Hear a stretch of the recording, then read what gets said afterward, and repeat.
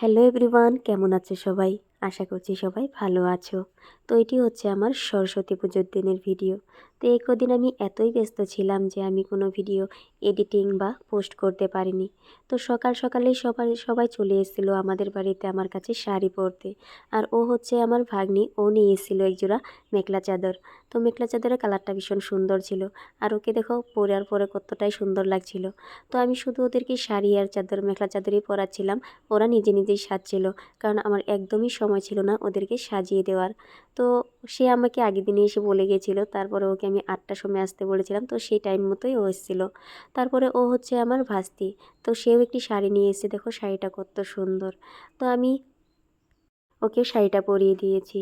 তো সবাই আমার কাছে, বিয়ে হোক বা পুজো হোক, সবাই আমার কাছে সাজতে আসে। সবাই জানে যে আমি ভালো করে শাড়ি পরাতে পারি, কতটুকু ভালো পারি জানি না, তবে সবার ধারণা এটা, সবাই আসে আমার কাছে সাজতে, শাড়ি পরতে। তো আমি প্রফেশনালি একজন মেকআপ আর্টিস্ট। আর হচ্ছে ওদেরকে সাজাতে সাজাতে, শাড়ি পরাতে পরাতে সেদিন আমার একদমই টাইম হচ্ছিল না পুজোতে যাওয়ার। আর আমি সেদিন পুজোতে যেতেও পারিনি। তো সেদিন ছিল সরস্বতী পুজো, সাথে ছিল ব্রাইডাল বুকিং। সেদিন বিয়েও ছিল আর আমার ছিল ব্রাইডাল বুকিং। তারপরে দেখো ও হচ্ছে বাস্তি, ও একটি শাড়ি নিয়ে এসেছিলো, আর ওর শাড়ির কালারটাও ভীষণ মিষ্টি ছিল, খুব সুন্দর ছিল কালারটা।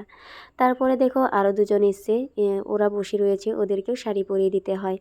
তো ওদেরকে বসতে বলেছি আর ওকে আমি শাড়িটা পরাচ্ছি। মোট আজকে আমি পুজোর দিন আমি 8 জনকে শাড়ি পরিয়েছিলাম। তো সবাই ক্যামেরার সামনে আসেনি। তো দেখো তারপরে ওকে শাড়িটা পরে কত সুন্দর লাগছে। তারপরে হচ্ছে আরও দুজন এসেছে, তাদের